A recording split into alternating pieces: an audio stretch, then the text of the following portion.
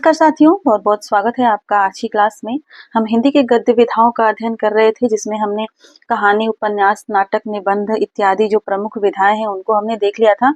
और आज की क्लास से जो अन्य गद्य विधाएं हैं, जैसे कि जीवनी, रेखा चित्र, यात्रा साहित्य, संस्मरण इत्यादि जो विधाएं हैं, छोटी विधाएं हैं, इनको आज की क्लास में देखने वाले हैं।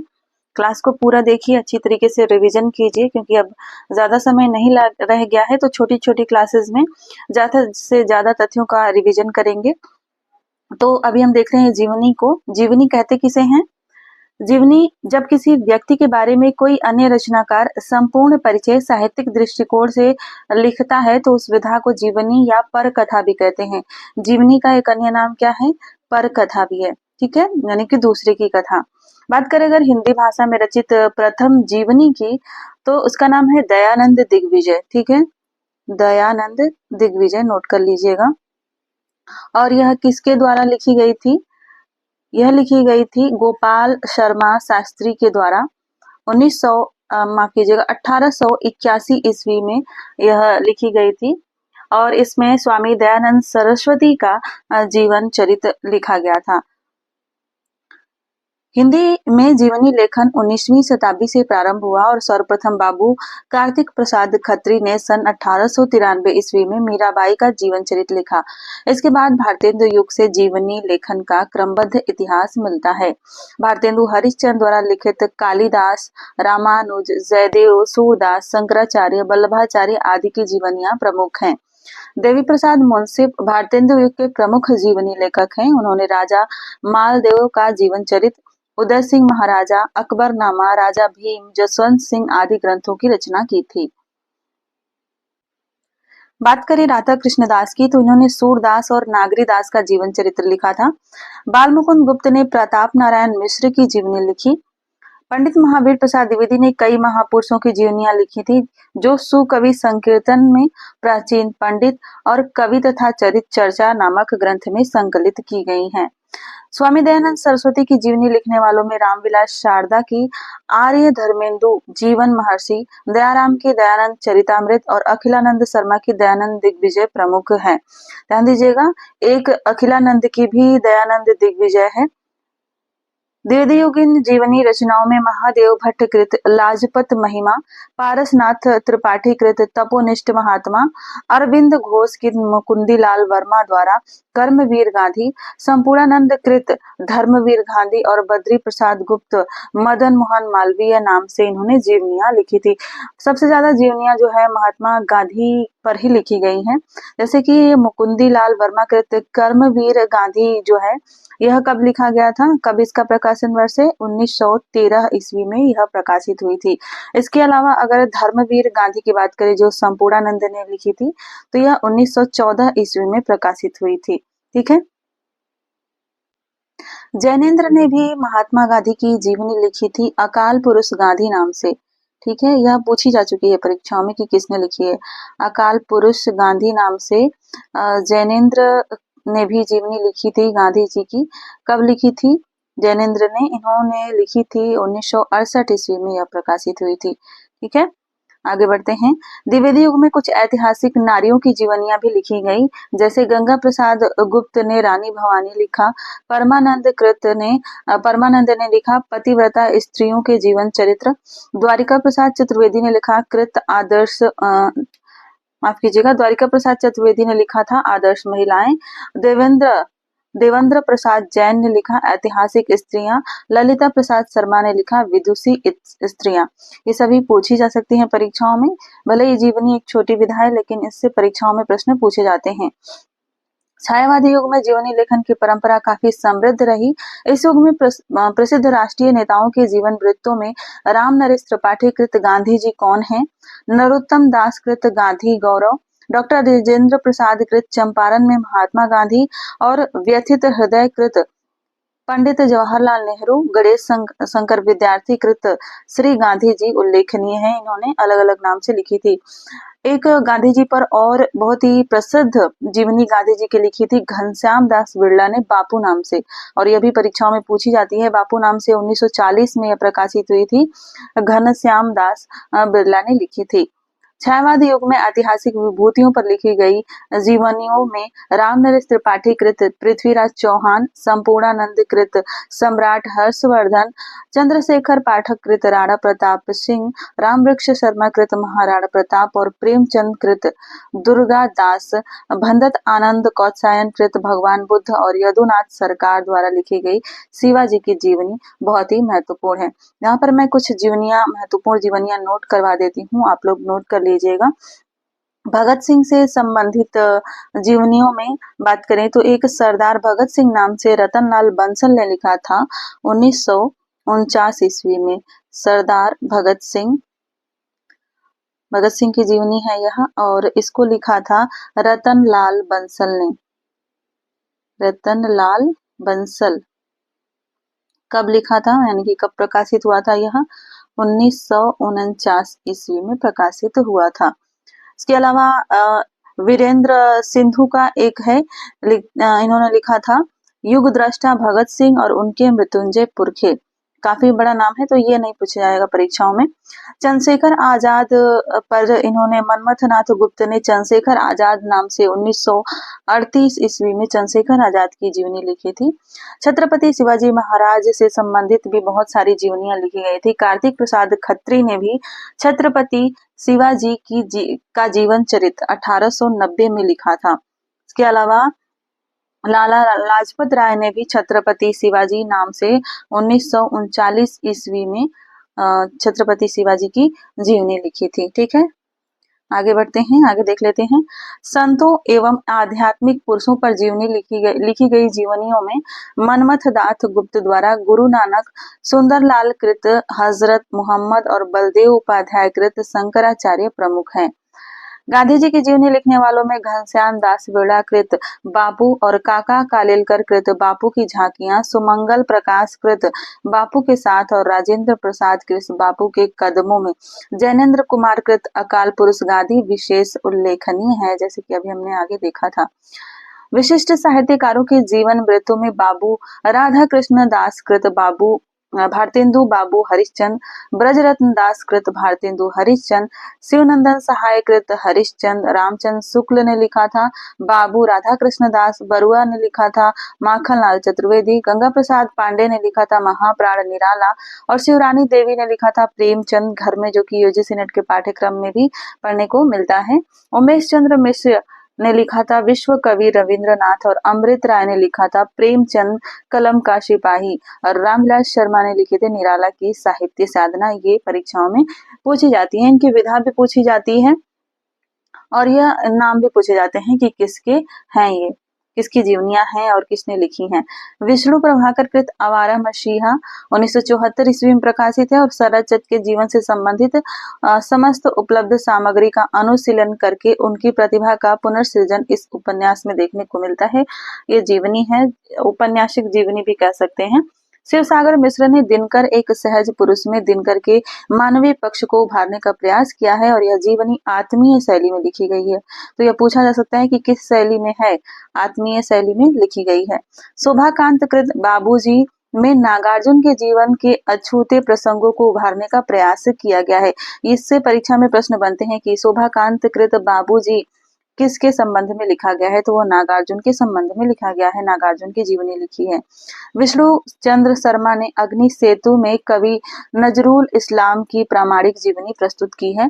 कमला संस्कृत्यान कृत महामानव महापंडित सुलोचना रांगे राघव कृत रांगे राघव एक अंतरंग परिचय और महिमा मेहता कृत उत्सव पुरुष नरेश मेहता, गायत्री कमलेश्वर कृत कमलेश्वर मेरे हम सफर में साहित्यकारों की पत्नियों द्वारा लिखित जीवन वृत्तांत है। यह इतना जो है पाठ बहुत ही महत्वपूर्ण है, इसको नोट कर लीजिएगा। महामानव महापंडित ये कमला सांकृत्यान ने लिखा हुआ है। सुलोचना रांगे राघव ने लिखा था रांगे राघव एक अंतरंग परिचय।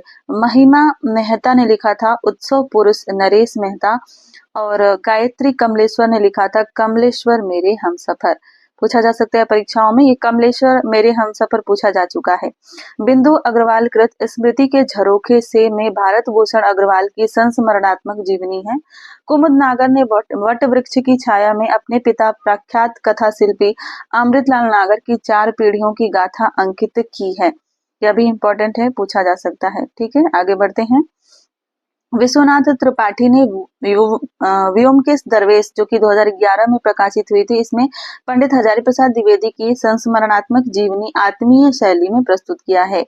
उर्मिला सीरीज ने बयामा में बहार 2014 में कथाकार गोविंद मिश्र की जीवनी लिखी और इसे पढ़कर एहसास होता है कि उच्च नौकरी और सफल भौतिक जीवन वाले साहित्यकार का मन जन सामान्य के प्रति कितना संवेदनशील है।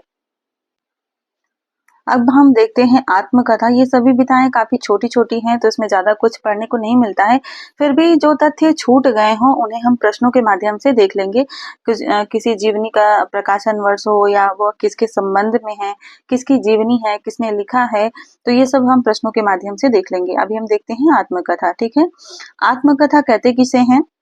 जब कोई रचनाकार अपनी स्वयं की कहानी लिखता है तो उसे हम आत्मकथा कहते हैं।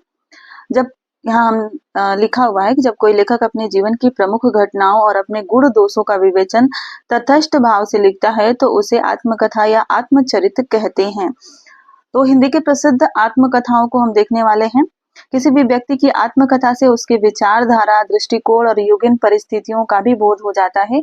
हिंदी की प्रथम आत्मकथा की बात करें तो बनारसी दास कृत अर्ध कथानक को हिंदी की प्रथम आत्मकथा माना जाता है। इसमें इन्होंने अपने जीवन के 55 वर्षों यानी कि संवत 1643 से लेकर के 1698 तक का सच्चा विवरण ब्रज भाषा में प्रस्तुत किया। इसकी भाषा पूछी जा सकती है, याद रखिएगा। ब्रज भाषा में है और पद्य में है, गद्य में नहीं है, पद्य में है, तो यह याद रखिएगा।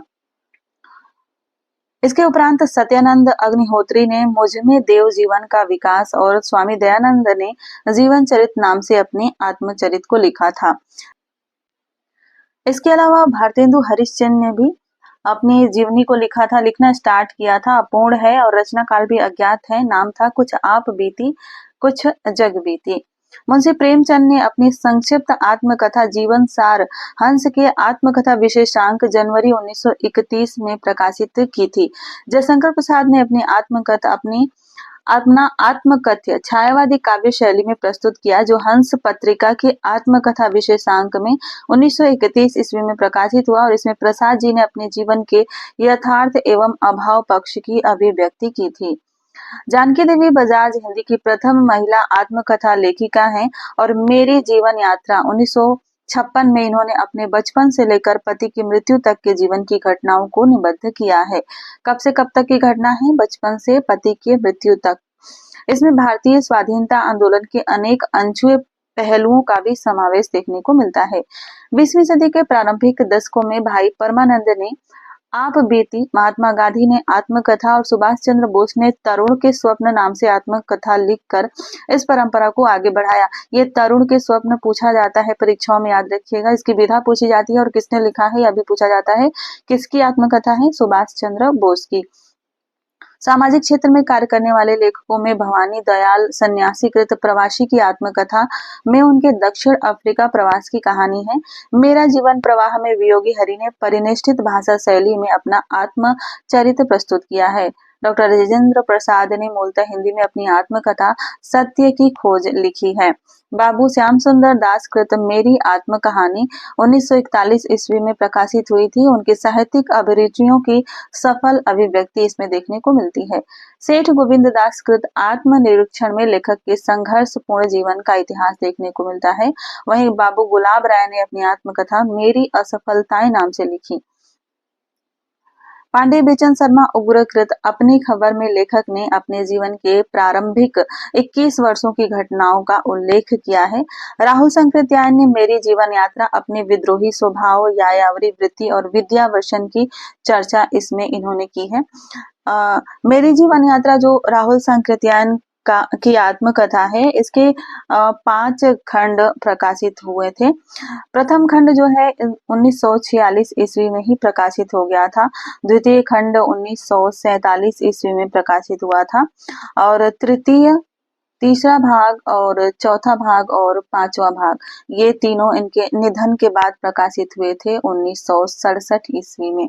तो याद रखिएगा, मेरी जीवन यात्रा राहुल संकृत्यायन के 5 भाग हैं। भाग पूछे जाते हैं परीक्षाओं में, तो 5 भाग हैं। ठीक है, यशपाल की आत्मकथा सिंहावलोकन में उनके राजनीतिक विचारों की प्रमुखता देखने को मिलती है। यशपाल की आत्मकथा सिंहावलोकन के 3 भाग हैं। कितने भाग हैं? 3 खंड हैं। और कब कब यह प्रकाशित हुए थे देखते हैं इसको। पहला खंड प्रकाशित हुआ था 1951 में, दूसरा 52 में और तीसरा 52 में और तीसरा 53 में प्रकाशित हुआ था। ठीक है, तो इस तरह से क्रम से याद रख सकते हैं। 51, 52, 53 3 खंडों में सिंहावलोकन प्रकाशित हुआ था। शिवपूजन सहायकृत मेरा जीवन में लेखक के निजी जीवन के साथ ही अनेक साहित्यिक घटनाओं, साहित्यकारों और प्रसंगों का भी उल्लेख हुआ है। हंसराज रहबर की आत्मकथा मेरे 7 जन्म पूछी जा चुकी है, इम्पोर्टेंट है। 3 खंडों में प्रकाशित है और इसमें लेखक के जीवन संघर्षों के साथ ही आधुनिक साहित्यिक गतिविधियों की भी बहुमूल्य सामग्री उपलब्ध है। यशपाल जैन ने मेरी जीवन धारा में अपने जीवन के सुख दुख के साथ ही आधुनिक मूल्यहीन समाज की विसंगतियों का भी चित्रण किया है। शांतिप्रिय द्विवेदी ने परिव्राजक की प्रजा में अपने दुखमय जीवन की कहानी प्रस्तुत की है।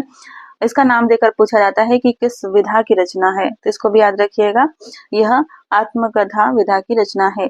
चतुरसेन शास्त्री ने अपनी आत्मकथा आत्म कहानी में अपने बहुआयामी व्यक्तित्व को प्रस्तुत किया है। हरिवंश राय बच्चन की आत्मकथा 4 खंडों में है और ये मोस्ट इम्पोर्टेंट है, लगभग हर परीक्षाओं में इससे प्रश्न पूछे ही जाते हैं।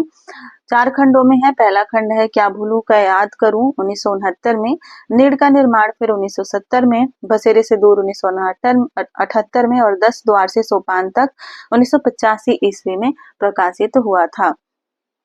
तो ये इनकी आत्मकथा के 4 भाग हैं। पूछा जाता है कि कितने भागों में है, तो यह 4 भागों में है। हरिवंश राय बच्चन ने अपनी आत्मकथा को स्मृति यात्रा यज्ञ कहा है, तो यह याद रखिएगा। उनकी आत्मकथा में संस्मरण, यात्रा वृत्त, कविता, साक्षात्कार, नरेशन आदि अनेक विधाएं एवं शैलियां गुंफित हैं। हरिवंश राय बच्चन का आत्म परिचय जो कि एक गीत है, निशा निमंत्रण में संकलित है और इसमें भी इन्होंने अपना परिचय ही दिया है। बलराज साहनी कृत मेरी फिल्मी आत्मकथा में लेखक के फिल्मी जीवन संघर्ष की रोचक कथा देखने को मिलती है। वही बात करें डॉक्टर रामविलास शर्मा की आत्मकथा घर की बात में, इसमें उनके परिवार का 100 वर्षों का इतिहास उजागर हुआ है। डॉक्टर रामविलास शर्मा की आत्मकथा अपनी धरती अपने लोग 3 खंडों में है। पहला खंड है मुंडेर पर सूरज, दूसरा खंड है देर सबेर है और तीसरा खंड है आपस की बातें। ये देर सबेर में नहीं है। ठीक है, समय की बात करें तो मुंडेर पर सूरज है 1990 ईस्वी में प्रकाशित और देर सबेर है 1992 ईस्वी में प्रकाशित और आपस की बातें जो हैं 1994 ईस्वी में प्रकाशित है। तो यह अपनी धरती अपने लोग कितने खंड में है? 3 खंड में। नाम अलग अलग याद रखिएगा। ठीक है। कमलेश्वर की आत्मकथा गर्दिश के दिन 1880 में, जो मैंने जिया 1992 में, यादों का चिराग 1997 में और जलती हुई नदी 1999 में नामक 4 खंडों में प्रकाशित है। कमलेश्वर के संपादकत्व में हिंदी तथा अन्य भारतीय भाषाओं के 12 रचनाकारों का आत्मकथ्य गर्दिश के दिन नाम से 1980 ईस्वी में प्रकाशित हुआ था। विष्णु चंद्र शर्मा कृत मुक्तिबोध की आत्मकथा तथा सूर्य प्रसाद दीक्षित कृत निराला की आत्मकथा उल्लेखनीय कृतियां हैं।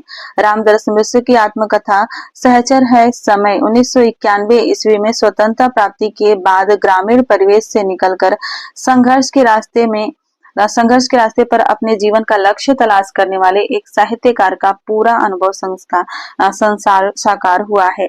रामदरस मिश्र ने फुर्सत के दिन उनमें विश्वविद्यालय से अवकाश ग्रहण करने से लेकर 1999 तक की अपनी निजी और पारिवारिक जीवन के सुख दुख का मार्मिक चित्रण किया है।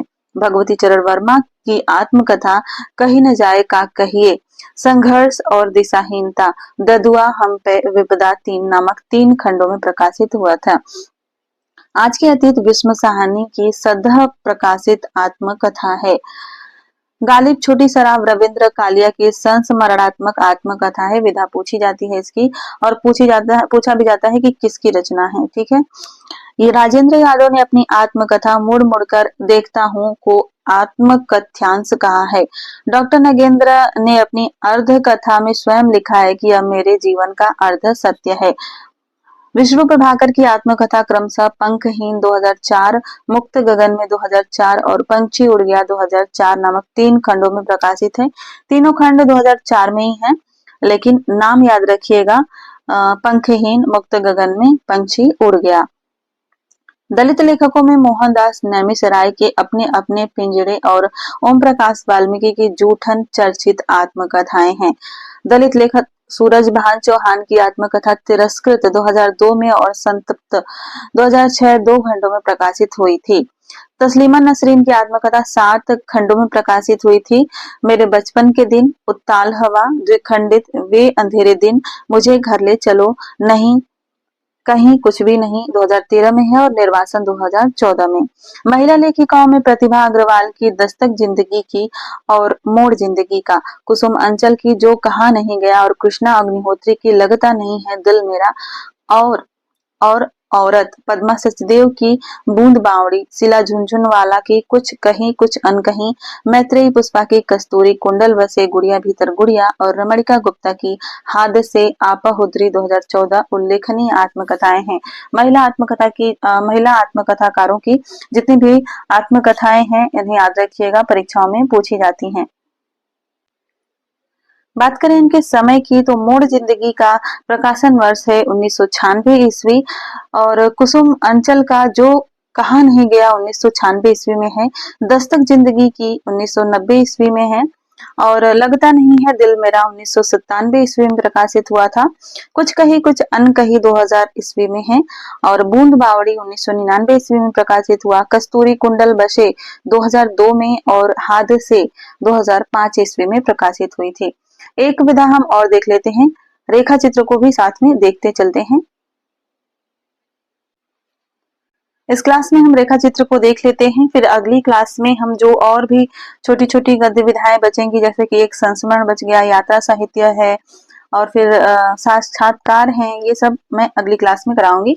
इस क्लास में हम रेखा चित्र को भी साथ में देखते चलते हैं। रेखा चित्र कहते किसे हैं?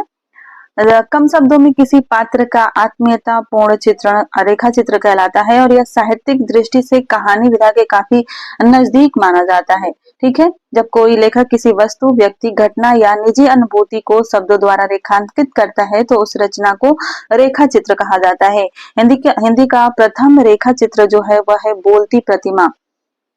बोलती प्रतिमा और यह कब प्रकाशित हुआ था? 1937 ईस्वी में। और किसका है यह है पंडित श्री राम शर्मा का, तो इसे याद रखिएगा। और इसके अलावा पद्म सिंह शर्मा कृत पद्म पराग हिंदी का प्रथम रेखा चित्र संग्रह है। बनारसी दास चतुर्वेदी का पहला रेखा चित्र औरंगजेब सन 1919 ईस्वी में प्रकाशित हुआ था। श्री राम शर्मा हिंदी के प्रख्यात रेखा चित्र हैं बोलती प्रतिमा, प्राणों का सौदा, जंगल के जीव और वे जीते कैसे हैं, उनके रेखा चित्र संग्रह हैं। श्री राम शर्मा कृत बोलती प्रतिमा में ठाकुर की आन, वसीयत, वरदान, रत्ना की अम्मा, चंदा आदि रेखा चित्र अत्यंत रोचक हैं। श्री राम शर्मा कृत प्राणों का सौदा तथा जंगल के जीव में प्रकृति, शिकार और जंगली जीवों जैसे काला हिरन, घड़ियाल, शेर, हाथी, सियार आदि का सजीव मनमोहक चित्रण किया गया है। महादेव वर्मा उत्कृष्ट रेखा चित्रकार हैं और इनके स्मृति चित्रों को रेखा चित्र कहा जाए या संस्मरण, इनमें काफी कंफ्यूजन भी होता है, इसलिए कुछ इतिहास लेखकों ने दोनों का विवेचन एक साथ ही किया है, यानी कि संस्मरणात्मक रेखा चित्र, इनके रेखा चित्रों को या संस्मरण को कहा जाता है। महादेव वर्मा कृत अतीत के चलचित्र में 11 रेखा चित्र हैं। नाम याद रखिएगा, परीक्षाओं में पूछा जाने लगा है कि अतीत के चलचित्र में इनमें से कौन रेखा चित्र संग्रहित है या नहीं है। इसमें है रामा, भाभी, बिंदा, साबिया, बिट्टू, बालिका माँ, घीसा, अभागी, स्त्री, आलोपी, बबूल तथा लक्ष्मा के माध्यम से गांव की नारियों, बाल विधवाओं, विमाताओं और शोषित पुरुषों के करुण चित्र दर्शाए गए हैं। महादेव वर्मा कृत स्मृति की रेखाएं में 7 रेखा चित्र हैं। कौन कौन से हैं?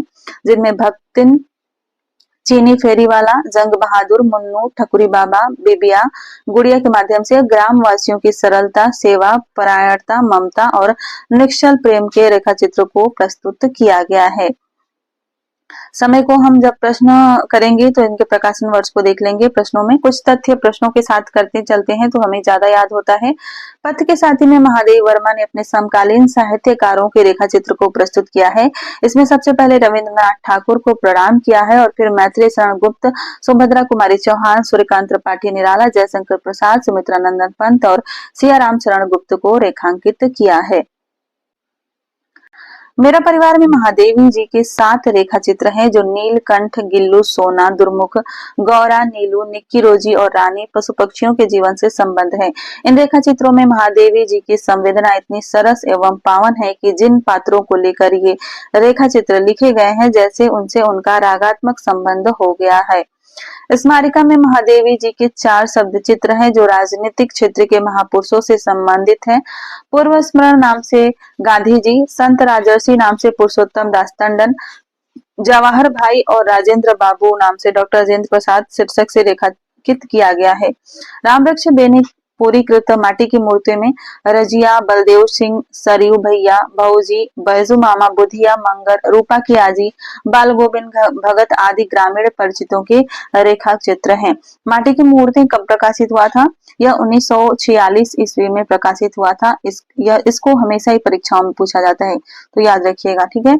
इसके अलावा गेहूं और गुलाब 1950 में और मील के पत्थर 1957 में और लाल तारा इनका 1938 में इनके रेखा चित्र हैं।